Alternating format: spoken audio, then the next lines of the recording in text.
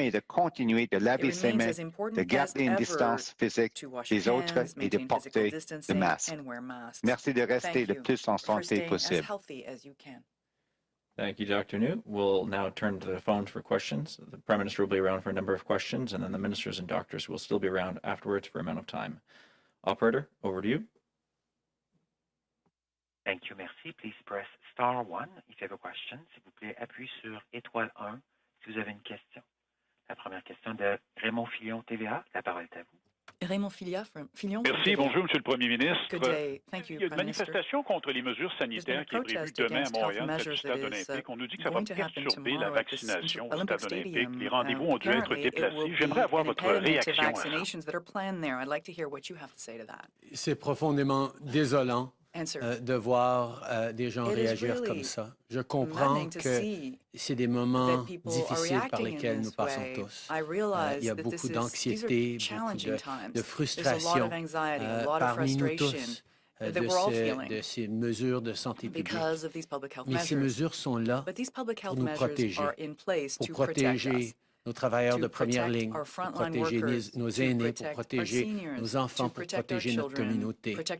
Et nous devons de continuer d'écouter nos experts en santé qui nous disent que de se faire vacciner le plus rapidement possible, de continuer à porter le masque, d'éviter les rassemblements, de rester chez eux le plus possible. C'est la façon qu'on va pouvoir revenir à une normalité dans nos vies de tous les jours le plus rapidement possible.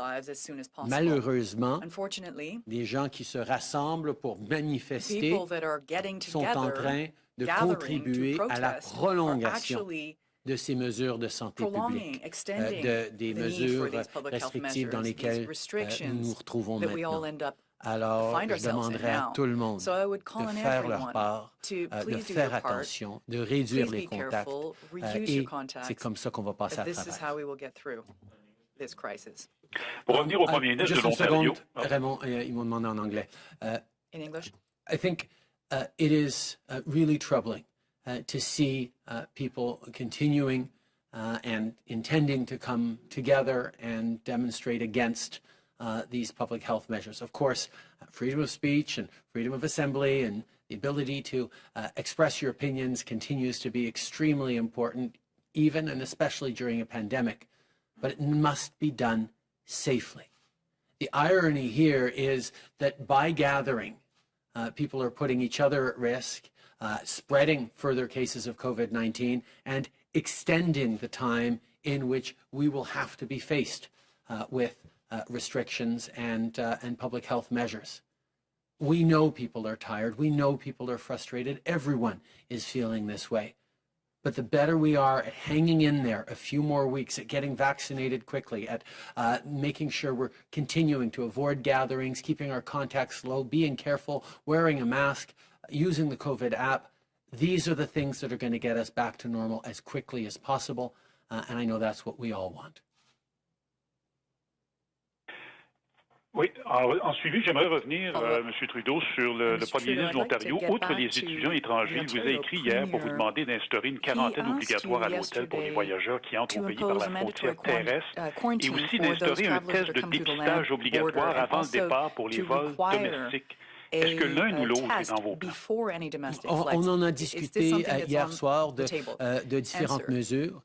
D'abord, je peux dire, avant tout, nous allons continuer de travailler avec les provinces et territoires pour s'assurer qu'on est en train de protéger les Canadiens. Sur les frontières, rappelons-nous qu'il y a un an, il y a plus qu'un an, on a fermé la quasi-totalité de nos frontières aux voyageurs. C'est juste les Canadiens, les citoyens permanents et ceux qui sont des travailleurs essentiels ou des cas d'exception qui peuvent traverser. C'est une réduction de à peu près jusqu'à...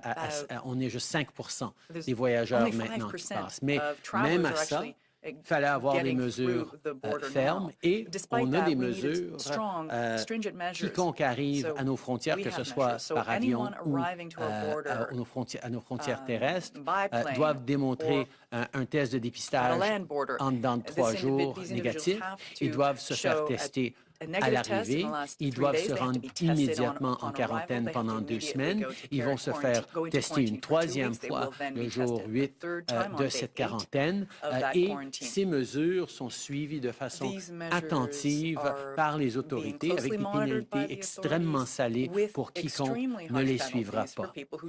Par rapport à la différence entre quelqu'un qui arrive à une frontière terrestre, même en taxi ou en limousine, versus quelqu'un qui arrive par avion, il faut se souvenir, Raymond, qu'il y a une différence fondamentale. Que quiconque arrive à une frontière terrestre arrive des États-Unis, s'est fait tester dans les 3 derniers jours des États-Unis et est aux États-Unis depuis au moins 2 semaines à cause de leurs mesures de quarantaine. Alors, c'est différent de quelqu'un qui arrive directement d'un pays à l'international dans un de nos aéroports et c'est pour ça qu'on a plus de mesures fermes. Et on est en train de aux aéroports et on est en train de regarder attentivement les chiffres, les données, les résultats de tous ces dépistages pour s'assurer qu'effectivement, on est en train de protéger les gens le plus possible, mais on va bien sûr continuer à travailler avec les provinces. Par rapport au voyage domestique, le premier ministre Ford a souligné son désir de voir plus de dépistage aux aéroports à travers le pays. C'est des mesures que, évidemment, les provinces peuvent instaurer eux-mêmes. On a vu, par exemple, dans la bulle atlantique ou dans les territoires de l'Arctique, les autorités locales ont imposé des mesures pour restreindre les déplacements domestiques avec une grande efficacité. Alors, l'Ontario a des mesures qu'ils peuvent faire directement.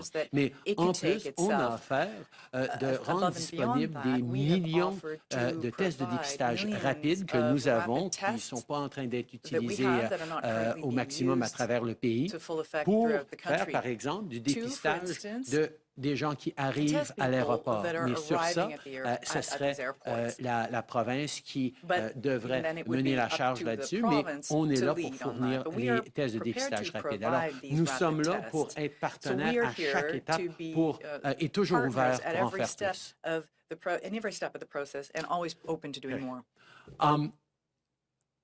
We will always be there to work with the provinces and territories to keep Canadians safe. I think that is something that we've demonstrated from the very beginning. And we had conversations around a range of issues that we could move forward on last night. I think one of the things to remember, first and foremost, on international travel and people arriving in Canada is it's been well over a year that we actually shut down over 95% of all travel to Canada. The only people traveling across our border in any way right now are either permanent citizens or Canadians returning home, essential workers, and a limited number of exception cases that have squashed the number down to 5% of what it used to be in previous years. On top of that, everyone arriving in the country needs to show up with a negative PCR test from the last 72 hours, gets tested on arrival, goes into a strict quarantine for 2 weeks in a secure quarantine location, usually their home, with significant follow-ups and checks, and has to do a 3rd test on day 8 to ensure that they're negative. These are measures that apply to everyone. And one of the things to remember as well is there is a fundamental difference between someone arriving at our land border versus someone arriving at an airport. Someone who arrives at our land border has been in the United States, has a PCR test from the U.S., even if they traveled internationally before because of U.S. quarantines, has been in the U.S. at least 2 weeks. And therefore, the measures that we put in place at the border, and we're following very closely the numbers and the data we collect on these tests, has been a extremely low and manageable number of cases, and we're always looking at doing more enforcement, at stepping up on the penalties on that, and we will continue to work with the provinces on that. But there is a fundamental difference between someone arriving on connecting flights from anywhere around the world at our airports, which is why we have required government-approved accommodations until the negative PCR test that they got on arrival is indeed furnished.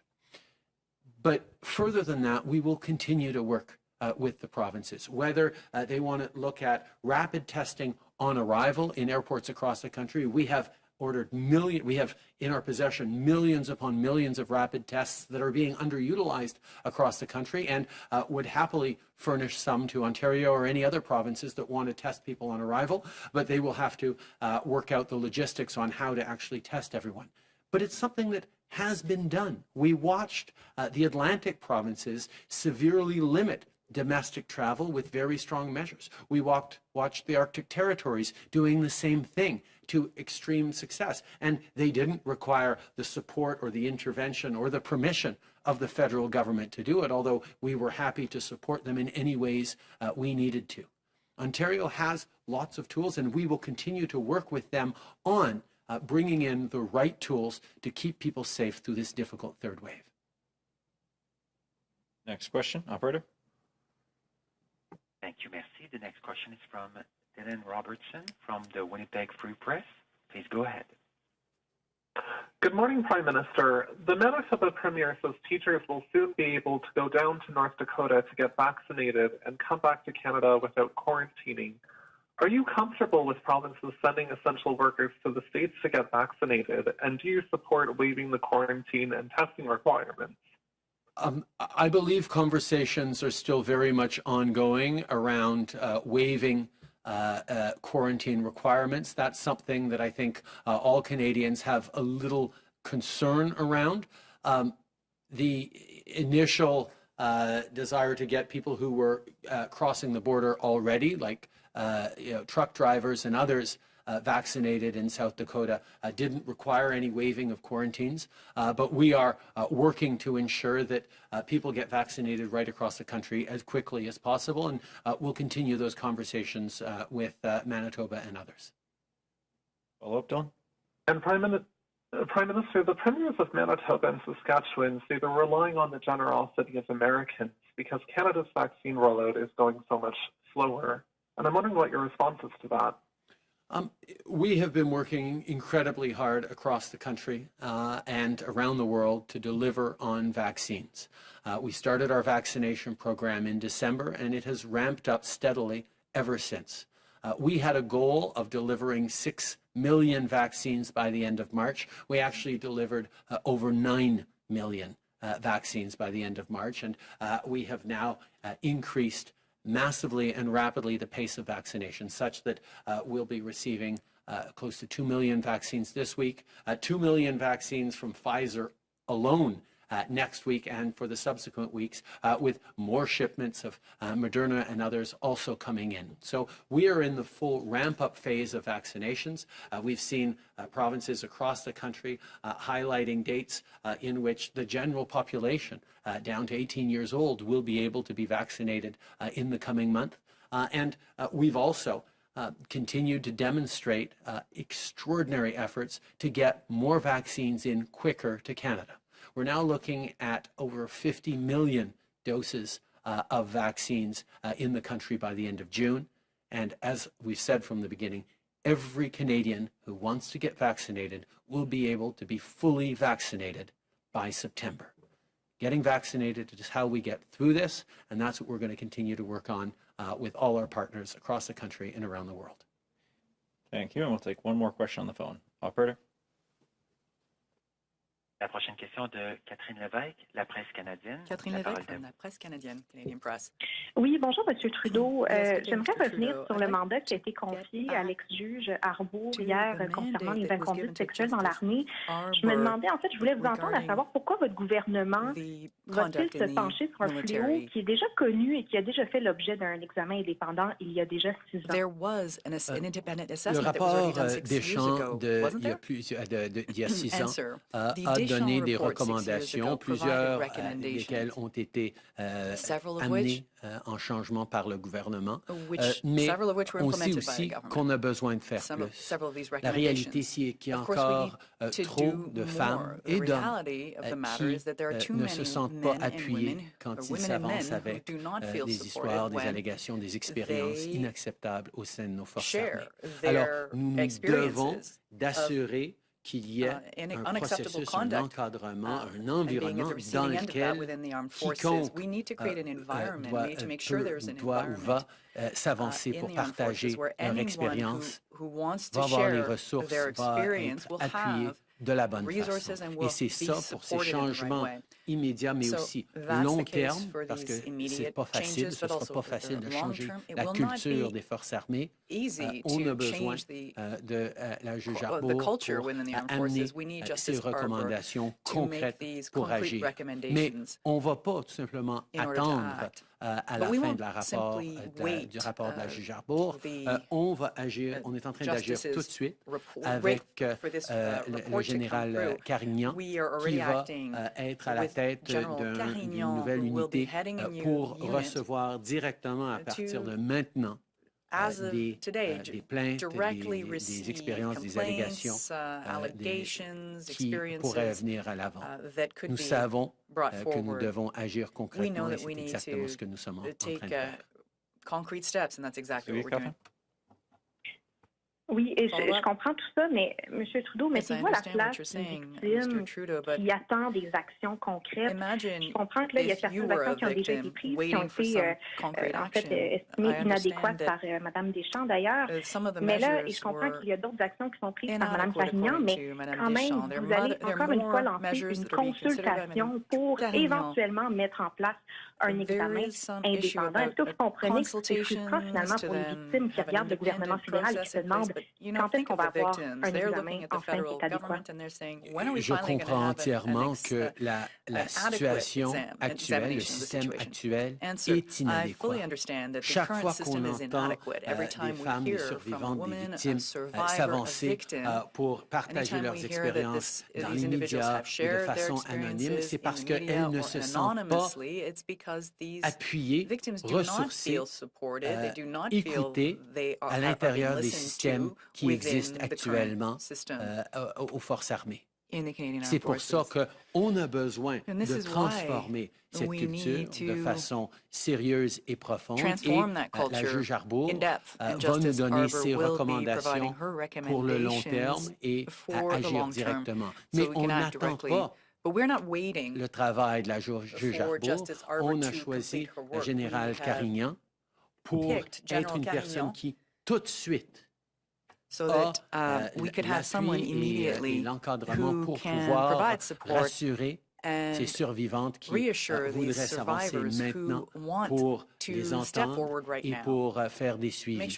Évidemment, dans un an, dépendamment des recommandations de la juge Arbour, on pourrait augmenter ou modifier ou ajouter au mandat de la générale Carignan, par exemple, mais on ne va pas attendre pour agir, on agit maintenant. C'est ça que toutes celles et ceux qui servent dans les forces armées méritent. Global National. I just want to pick up on that.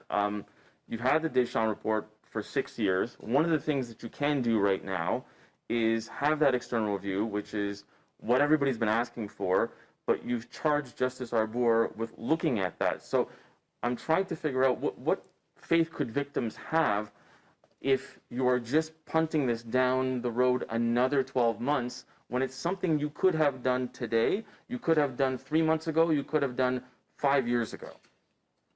Over the past years, there have been many things done to counter the culture in the military, to provide better support to survivors, to anyone who comes forward with experiences or allegations of sexual misconduct or assault or harassment. We have brought in a number of measures. They have all been inadequate. Survivors continue to feel that they are not appropriately supported, continue to feel like the only thing they can do is either talk to the media or come forward anonymously. And that is a failing of the entire system. That is why we have tasked Madame Justice Arbour to work immediately to establish exactly what formalized, powerful processes are going to be adequate to provide proper support and to transform the culture of the military. But Mike, you're absolutely right. We should not have to wait a year before we can take action or provide support, and that is why we have appointed General Carignan, who will be there right now to be able to support and to take in and follow up on any allegations or experiences that survivors wish to come forward and share. And as Madame Arbour does her work and make recommendations, which don't necessarily have to wait till the end and the final report, we will be able to adjust and modify. We need to make sure that anyone who has experienced harassment, intimidation, assault, or any unacceptable actions in the force has the confidence that they will be heard and supported as they come forward. That has simply not been the case in the past many, many years, and that's why we were taking action today. And just on a follow-up, I wanted to go back to Tuesday when you said that you and nobody around you knew that the allegations against General Vance were of a Me Too complaint. But an email from a senior bureaucrat at the time referenced allegations of sexual harassment. Elder Marquez said that his presumption was certainly that it could be of a sexual nature. So at the time when you heard of the complaint, as a feminist prime minister with a feminist government, why didn't you ask if it was a Me Too complaint?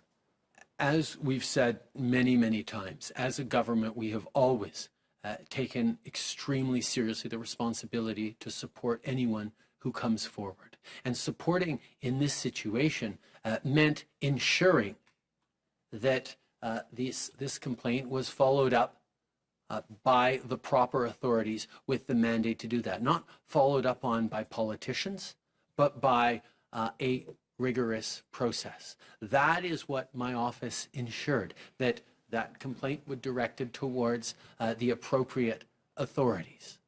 Unfortunately, they were unable to move forward, but that process remains extremely important to ensure that we're following up on it. But as we've seen, these processes are inadequate, have not led survivors to feel like they can come forward and hold the alleged perpetrators to account.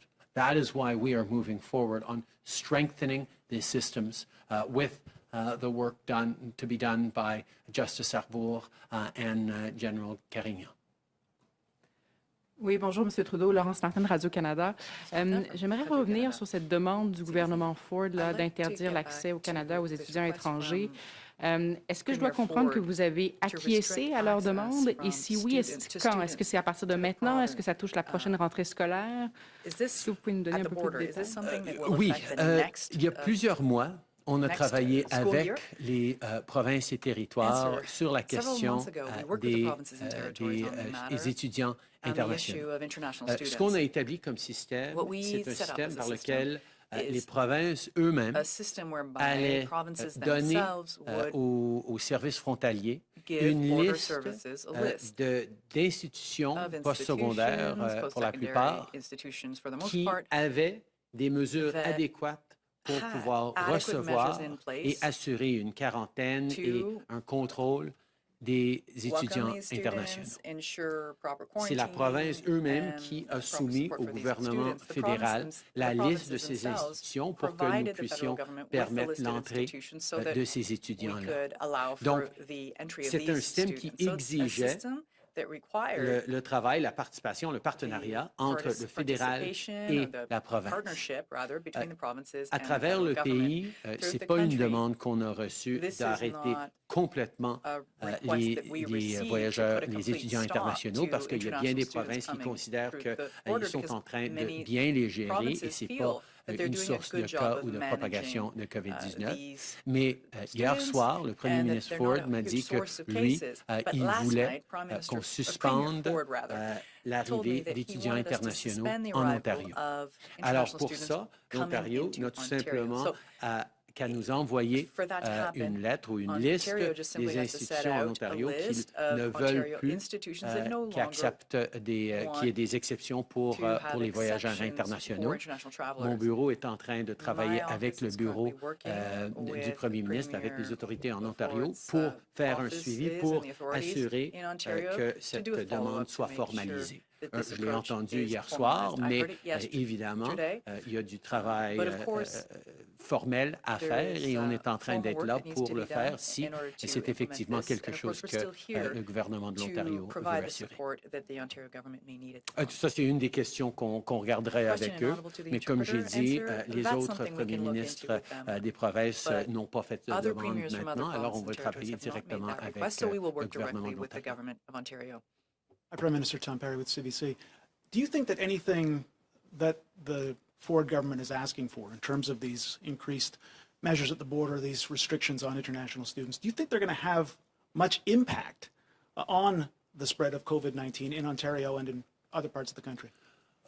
We know that importation through the borders is extremely low in terms of cases in the country.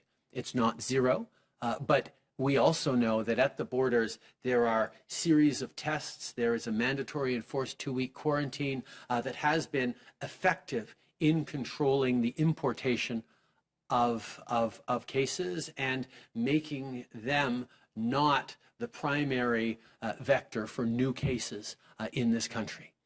We are happy to continue to talk about strengthening the measures moving forward, and we will continue those conversations with all provincial premiers. But at the same time, we have seen that this third wave is very much around community transmission, and that's why we're sending supports. We're there with more contact tracers, with more rapid tests for enhanced screening. We're delivering vaccines. We're there to support the provinces as necessary while we're going through this third wave. We all have our roles to play, and we're playing them as fully as we can, but we need to stay focused on crushing this third wave and getting through to a much better summer. Nous allons toujours être là pour travailler avec les provinces pour limiter l'importation des cas. La fermeture de nos frontières depuis presque un an, sauf avec quelques exceptions, a été extrêmement efficace pour limiter la propagation des cas de COVID-19 à l'intérieur du pays. Mais on est toujours ouvert à en faire plus et on va travailler avec les provinces sur de nouvelles mesures qu'on peut faire. En même temps, on reconnaît que cette troisième vague est caractérisée par la transmission communautaire et c'est à ce niveau-là que nous sommes là pour aussi être là pour les provinces, que ce soit avec des tests de dépistage rapide, que ce soit avec des vaccins, que ce soit avec des travailleurs de la santé, des ressources de la Croix-Rouge et des Forces armées canadiennes. Nous allons toujours être là pour appuyer les provinces pendant qu'ils gèrent cette troisième vague dans les communautés. Prime Minister, Chris Naskute, CTV National News. Ontario has said they are willing to pay for a $500 increase to the Canada Sickness Benefit for all Ontarians, but they've asked that your government help administer the program through the already existing system.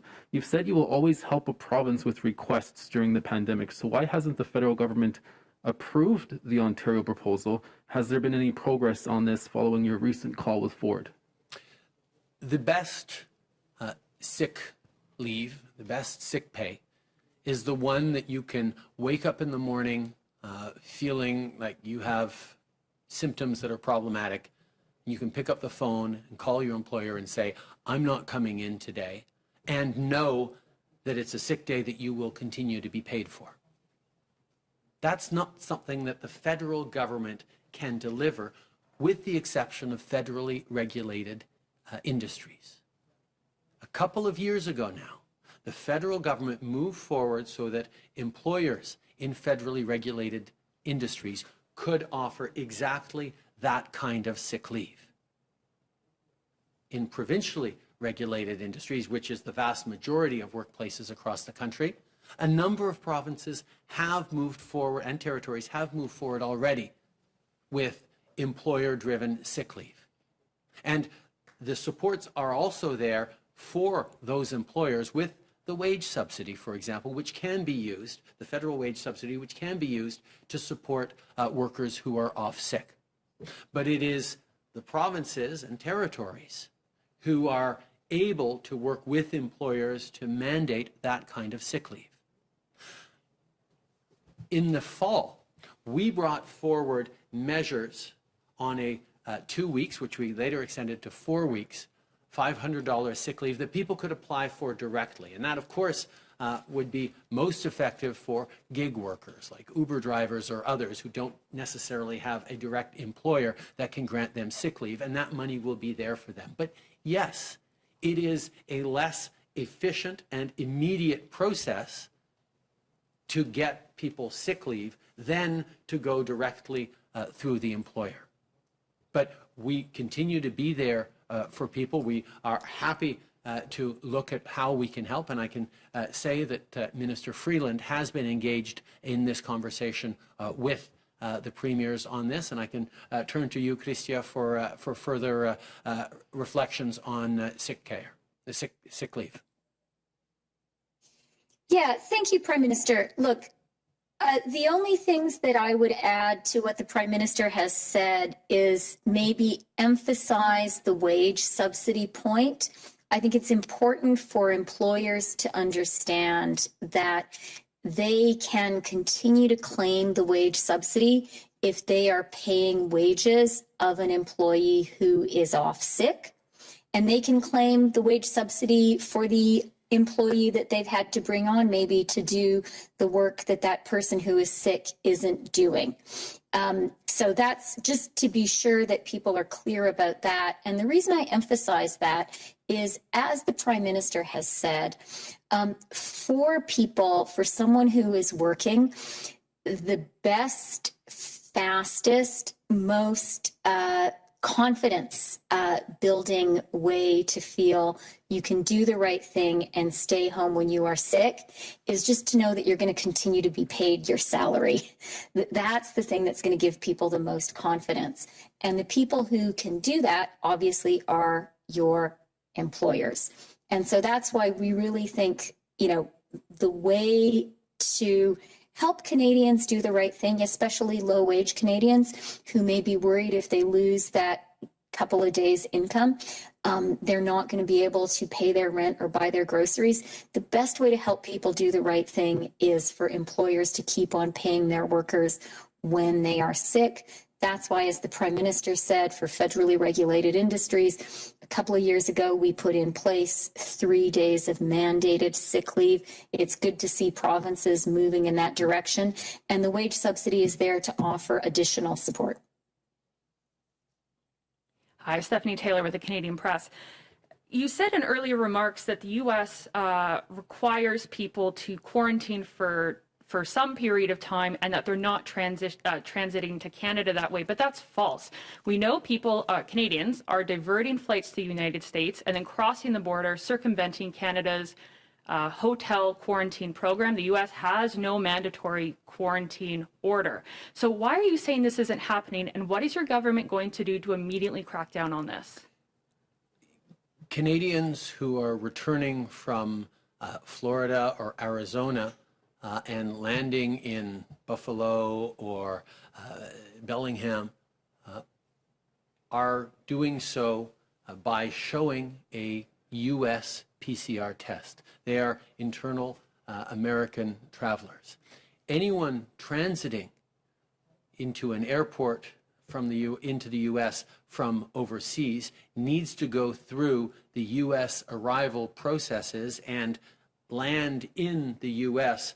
before leaving the airport and eventually driving to Canada, where they will need to show a Canadian a U.S. PCR test. So there is a difference between people traveling from the U.S. through a land border versus people landing directly from Europe or Asia or elsewhere in our airports.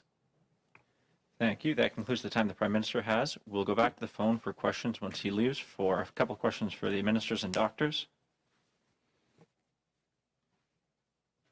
Thank you, merci. The next question is from Tonda McCharles from the Toronto Star. Please go ahead.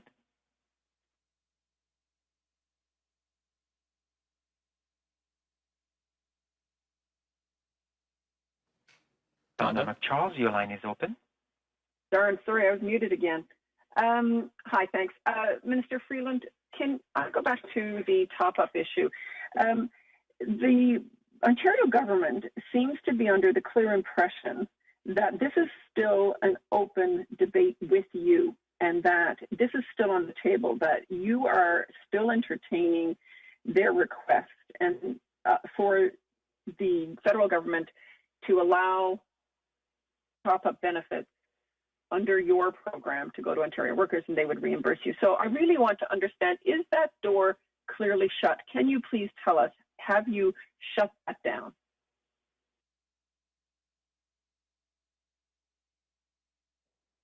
Okay, now it's my turn to unmute myself. Hi, Tonda, nice to hear you. Look, I think the Prime Minister was pretty clear, and it's an answer in two parts. The first part is to say we moved when COVID first hit to provide support that filled in the gaps of Canada's EI system. You know, when COVID first hit, we realized our system didn't cover everybody, particularly gig workers, and we realized we needed to be there and provide additional support. And that support does include, as people know, an additional sickness benefit. It's there to help people do the right thing. But we're also very conscious of the fact that gap-filling support that the federal government has put in place can never help people as immediately and can never give people as much certainty and confidence as just continuing to get paid by your regular employer if you have one, which gig workers often may not, hence the need for that system. But there's nothing that beats just continuing to get your salary. And that really can give people the comfort to do the right thing and stay home when they are sick. That's why when it comes to federally regulated industries, we have the 3 paid sick days. That is why I really do want to emphasize to employers using the wage subsidy that is there to provide additional support. And that's why we really welcome steps taken by provinces and territories to either mandate and support employers who are providing that support. Follow up, Tony? Right, and you know, thanks. I have a pea-sized brain at the best of times here, so I do understand all that, but I still don't hear no, and they don't hear no, because they tell us that they hear there are still talks going on, we're still discussing. So can you please tell us, is that off the table? Tonda, you very much do not have a pea-sized brain. Your protestations to the contrary, and I know you understand the issue very well. I'm just going to reiterate that from our perspective, and I think that this is a widely shared view, by far the best thing to do is to support employers in maintaining the salaries that people are paid, being sure that people can do the right thing, take a day off sick, and not feel they're going to hurt their own financial situation. I'd like to take this opportunity to say to employers, please do that. It's the right thing for your community.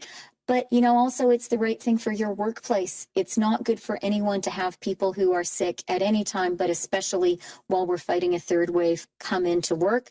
And we welcome the fact that provinces and territories have been acting in that space.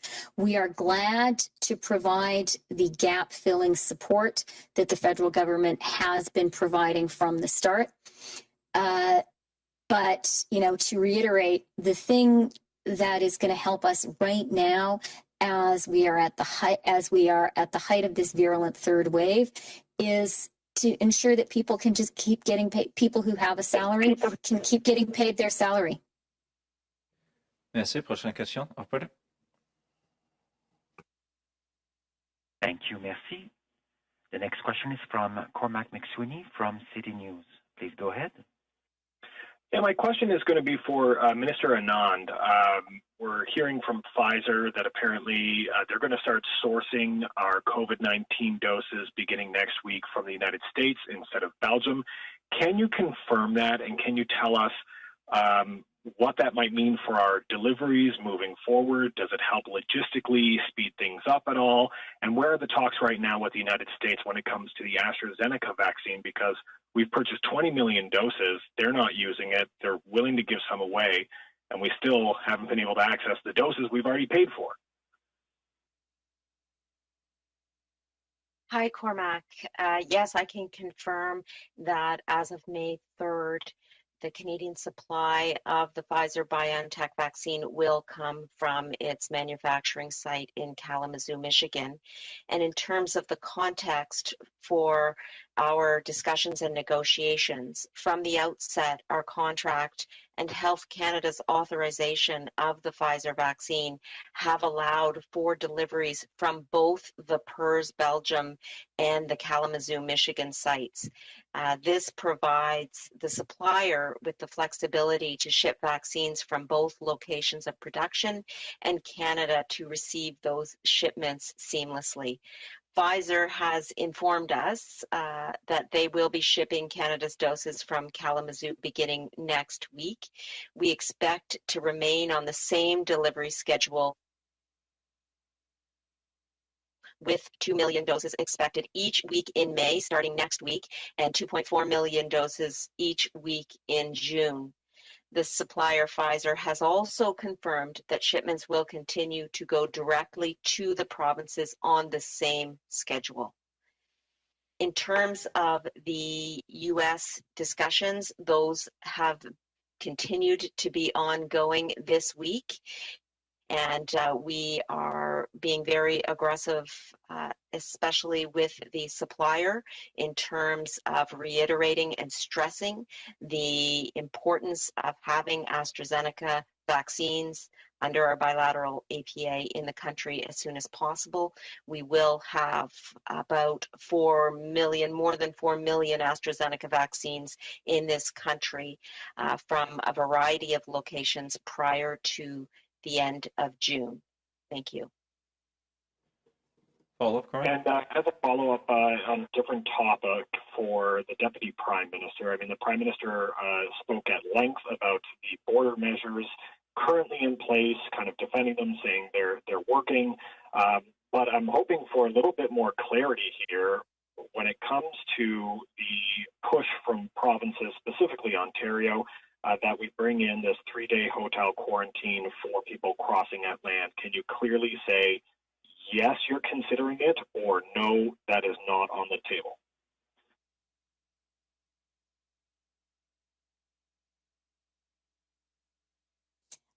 So look, on the border measures, let me start by underscoring a couple of things the Prime Minister said.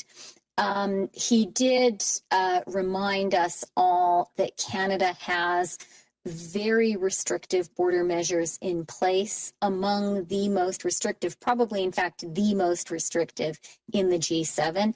I think that's a good thing, but it's important for us to all be mindful of that. The Prime Minister also said, and this was discussed on the First Minister's call last night, that the federal government is very prepared to work with provinces and territories on specific views that, the situation in each province and territory is different. And I will tell you that premiers have different views on what's the right thing for them right now.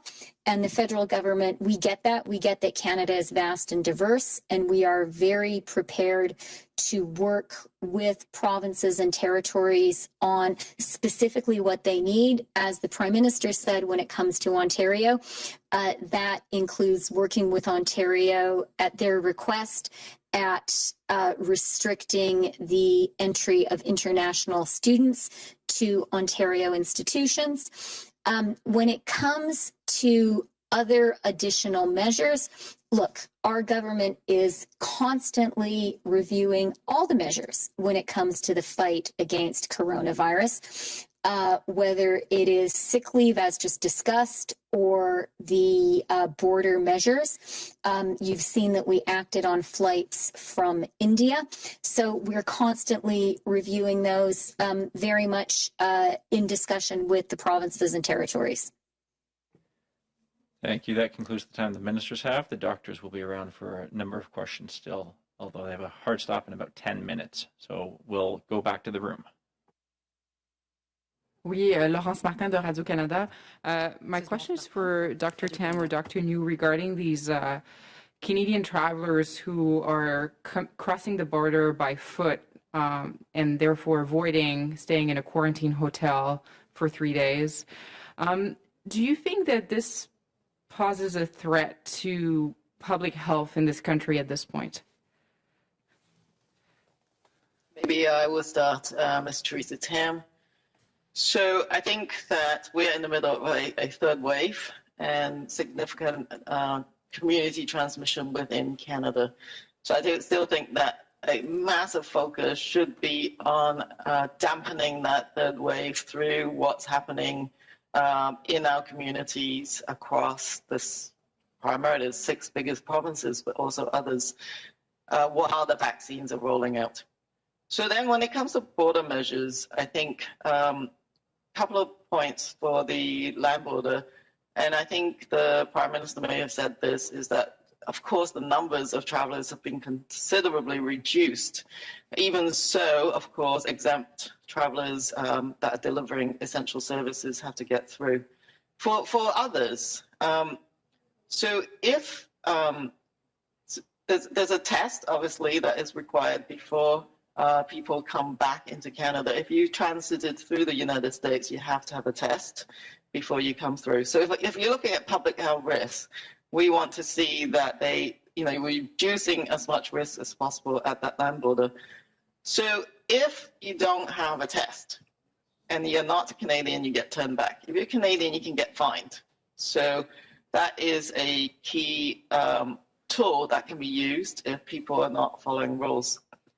Then I think, it's a matter of reviewing a safe plan to get into a safe place for quarantine.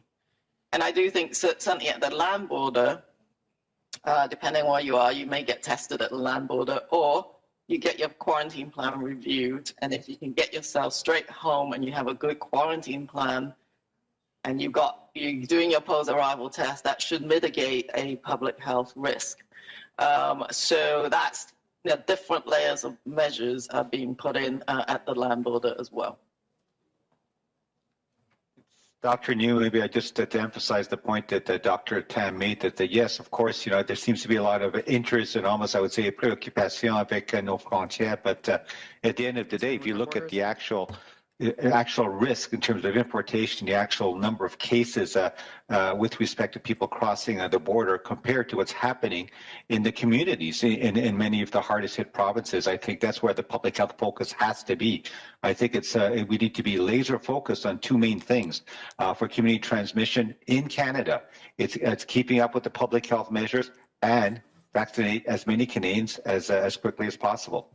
That's it. Simple. En français, Monsieur New, la dernière partie, là, sur In French, Mr. New, for the last part. OK. En français, je pense que oui, c'est toujours une question pour regarder qu'est-ce qui se passe avec nos frontières, mais si on regarde le reste, vraiment, l'enjeu le plus important maintenant, c'est la transmission communautaire au sein de notre pays, dans toutes les provinces et territoires. C'est simple, les 2 priorités, c'est continuer avec les mesures de santé publique, et pas lâcher, et aussi avec les précautions individuelles, et en même temps, on continue avec le déploiement des vaccins pour se faire vacciner le plus grand nombre de Canadiens le plus rapidement possible. C'est ça, facile, simple. As soon as possible. It's as simple as that.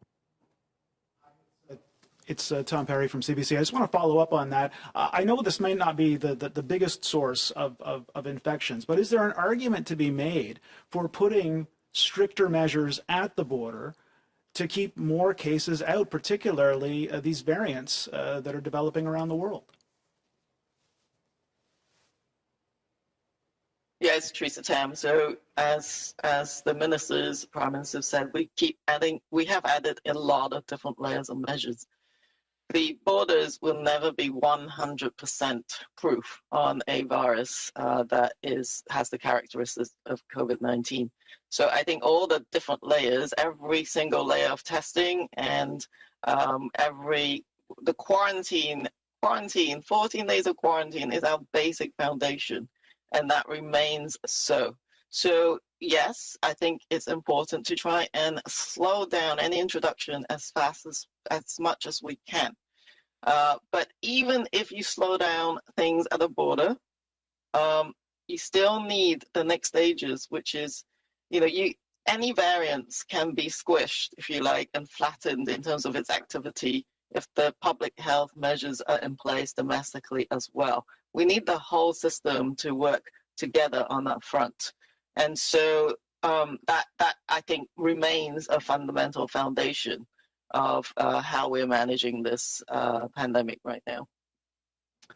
Yeah, Dr. New, I would just add a couple of points as well, is that you're right. Certainly, as Dr. Tam mentioned, there's multiple layers of protection, and we're doing certainly, what I think is reasonable, in terms of risk mitigation, having the pre-arrival test PCR before you come to Canada, another test on arrival, another one at day 8, the obligatory 14-day quarantine.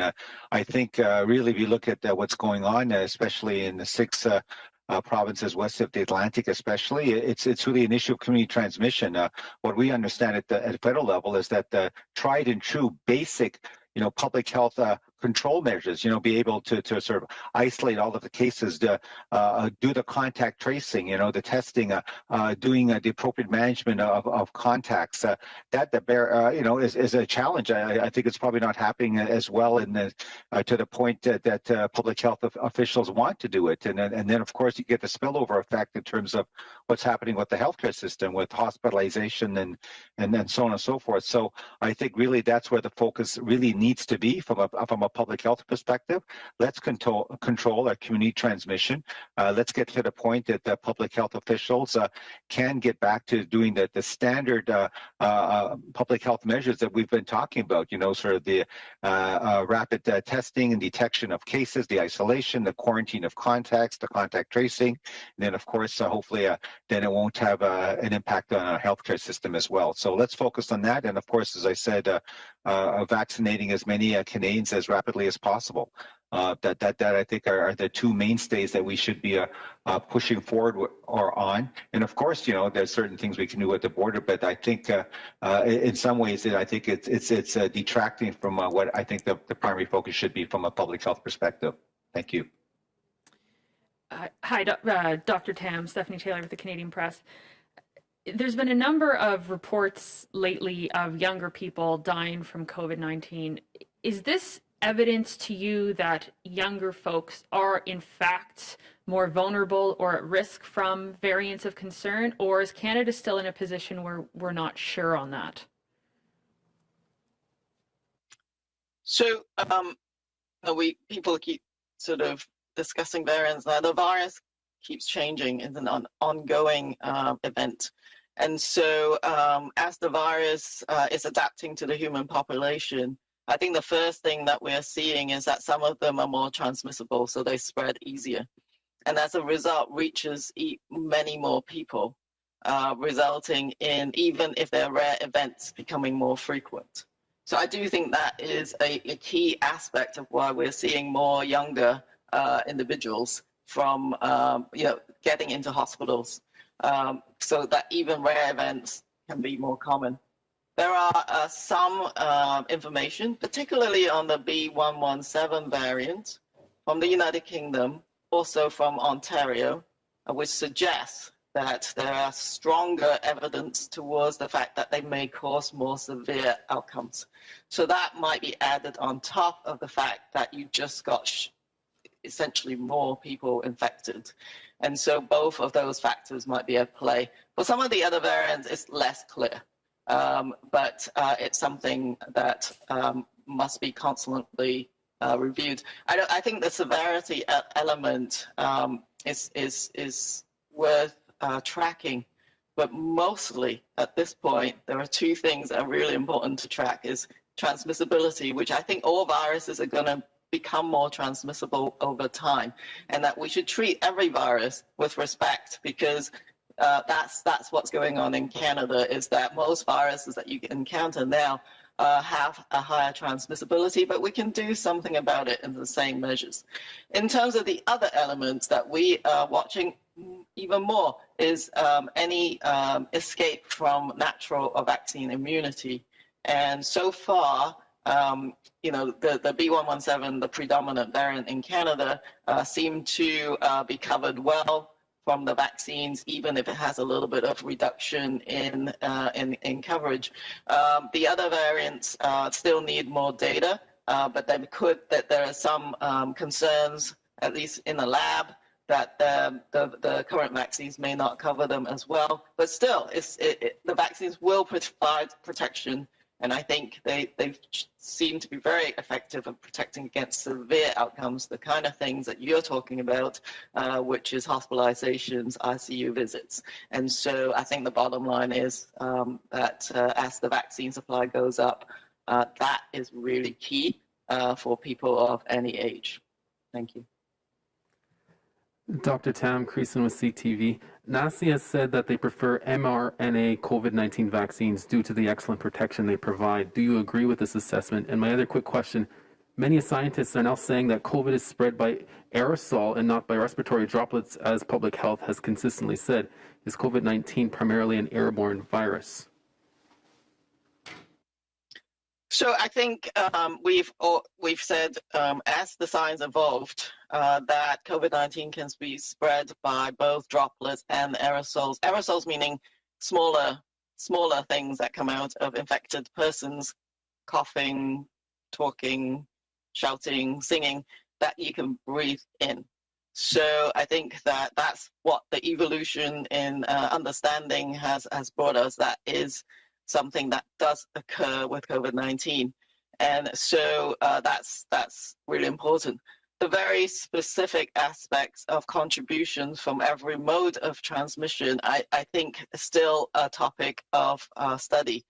But I think the bottom line is we need to respect the fact that this virus can be transmitted by aerosols, and mostly when someone is in close range with someone else. So one of the analogies I know Dr. News talked about is imagining cigarette smoke. Closer you are to someone who's actually smoking, you're going to be inhaling more of that. So all those layers of measures, the 3 C's, close, crowded environments, poorly distanced with people not in your household, is a high-risk sort of situation. So the similar applications of those measures are very important. But one thing that I think is becoming increasingly important is actually the role of ventilation, given the potential for aerosol spread. And therefore, going outside is a safer place, much safer. And then we have actually provided, through expert advice, some guidance on ventilation for different settings published on our website. Thank you. It's Dr. New. Maybe I'll answer the first part about the mRNA vaccines. And so, yes, certainly our NACI is an independent committee of experts, and they've looked at all of the vaccines available in Canada that have been authorized for use, and they've made an assessment based on the data the way they see it. But I would say that of the vaccines that are authorized, there are 4 vaccines authorized in Canada. They've all been shown to be very effective against preventing severe illness and death. And I think the provinces and territories recognize that. And certainly in many parts of the country with the third wave, I think the challenge right now is to vaccinate as many people as quickly as possible to protect them against sort of the transmission of the COVID-19 virus going around. And so what we're hearing from our counterparts in provinces, territories, give us the doses. We want to keep vaccinating as many people as quickly as possible. So I think that's what we're focused on. And certainly the provinces, territories, they have NACI's recommendations. They'll look at them and they'll sort of take that into consideration as they roll out the vaccination programs for their respective populations. Thank you. Thank you, Dr. New. And that concludes today's press conference.